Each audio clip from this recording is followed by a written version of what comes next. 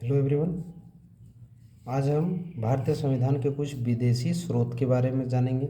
मतलब कि जो भारत का संविधान बना है उसमें क्या क्या चीज़ और किन किन देशों से लिया गया है। तो अमेरिका के संविधान से हमारा संविधान में क्या क्या चीज़ लिया गया है, मतलब एडॉप्ट क्या क्या किया गया है। तो अमेरिका के संविधान से क्या क्या लिया गया है: मौलिक अधिकार, प्रस्तावना, उपराष्ट्रपति का पद यानी कि आर्टिकल 63, महाभियोग यानी कि आर्टिकल 61, वित्तीय आपात यानी कि आर्टिकल 360, स्वतंत्र एवं निष्पक्ष न्यायपालिका का प्रोसेस, न्यायिक पुनरावलोकन जिसको आर्टिकल 137 बोलते हैं। इतना सारा चीज़ अमेरिका से लिया गया है। अब नेक्स्ट देखते हैं दक्षिण अफ्रीका के संविधान से क्या लिया गया है। तो दक्षिण अफ्रीका के संविधान से सिर्फ और सिर्फ संविधान संशोधन की प्रक्रिया को लिया गया है, जो कि आर्टिकल 368 यही कहता है कि संविधान में अमेंडमेंट हो सकता है, यानी कि संशोधन। अब ब्रिटेन के संविधान से क्या क्या लिया गया है। ब्रिटेन के संविधान से क्या क्या लिया गया। ब्रिटेन के संविधान से एकल नागरिकता लिया गया, मतलब सिटीजनशिप लिया गया है। आर्टिकल 5 से 11 यही कहता है, यानी कि नागरिक भाग 2 में एकल नागरिकता यानी कि नागरिकता किससे लिया गया है, ब्रिटेन के संविधान से। संसदीय शासन प्रणाली लिया गया है। प्रधानमंत्री का पद लिया गया है आर्टिकल 75 ब्रिटेन के संविधान से। विधि का शासन आर्टिकल 14 लिया गया है।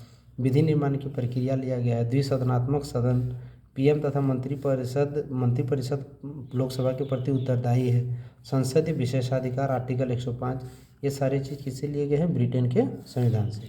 अब आयरलैंड के संविधान से क्या क्या लिया गया है। हमारे संविधान को बनने में क्या क्या चीज़ ऐसा है जो आयरलैंड से अडॉप्ट किया गया, मतलब लिया गया। राज्य के नीति निर्देशक तत्व यानी कि डीपीएसपी, नीति निर्देशक तत्व किसे लिए गए हैं, आयरलैंड से। राष्ट्रपति का निर्वाचन मंडल कि राष्ट्रपति का निर्वाचन कैसे होगा, तो वो किससे लिया गया है, आयरलैंड से। राष्ट्रपति द्वारा राज्यसभा में 12 सदस्यों को मनोनीत करना, जो डिफरेंट फील्ड के होते हैं, वो किससे लिया गया है, वो भी आयरलैंड से। राज्यसभा में सीटों का आवंटन कैसे होता है, वो भी किससे लिया गया है, आयरलैंड से।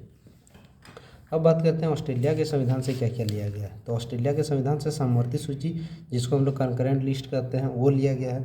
कंकरेंट लिस्ट मतलब जिसमें ये कानून बनाने का अधिकार दोनों को होता है, मतलब संघ सरकार और राज्य सरकार दोनों को। केंद्र और राज्य के बीच संबंध यानी कि relation between state and central government, इन दोनों के बीच का संबंध वो भी किससे लिया गया, ऑस्ट्रेलिया के संविधान से। केंद्र और राज्य के मध्य वित्तीय संबंध, ये भी किससे लिया गया, ऑस्ट्रेलिया से। प्रस्तावना की भाषा, वो भी किससे लिया गया है, ऑस्ट्रेलिया के संविधान से। अब बात करते हैं रूस के संविधान से क्या क्या लिया गया है। रूस के संविधान से मौलिक कर्तव्य, जिसको फंडामेंटल ड्यूटीज़ कहते हैं, रूस के संविधान से लिया गया है। पंचवर्षीय योजना जो पहले चल रहा था, अब नीति आयोग हो गया है, पंचवर्षीय योजना हटा के, वो किससे लिया गया है, रूस के संविधान से। जर्मनी के संविधान से बात करें तो जर्मनी के संविधान से दो चीज़ लिया गया है।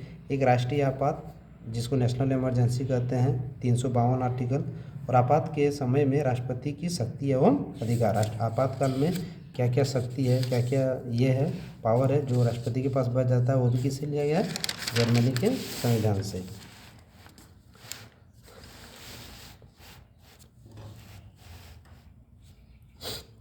अब बात करते हैं कनाडा के संविधान से। कनाडा के संविधान से क्या लिया गया, अवशिष्ट शक्तियाँ लिया गया है। राज्यपाल का पद यानी कि आर्टिकल 153 लिया गया है। संघीय व्यवस्था, मतलब जैसे सेंट्रल गवर्नमेंट में क्या व्यवस्था होता है, अरेंजमेंट होता है, वो लिया गया है।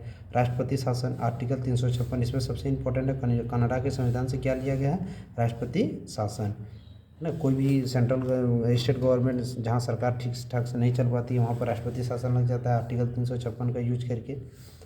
अब बात करते हैं जापान के संविधान से क्या लिया गया। जापान के संविधान से कानून द्वारा स्थापित शब्दावलियों की प्रक्रिया को लिया गया है। फ्रांस के संविधान से क्या लिया गया है, तो फ्रांस के संविधान से क्या लिया गया है, हम लोग का जो प्रस्तावना है उसमें जो बात है, लोकतंत्रात्मक, गणराज्य, समानता, स्वतंत्रता, बंधुत्व, यही सब शब्द लिए गए हैं, किससे, फ्रांस से। Thank you.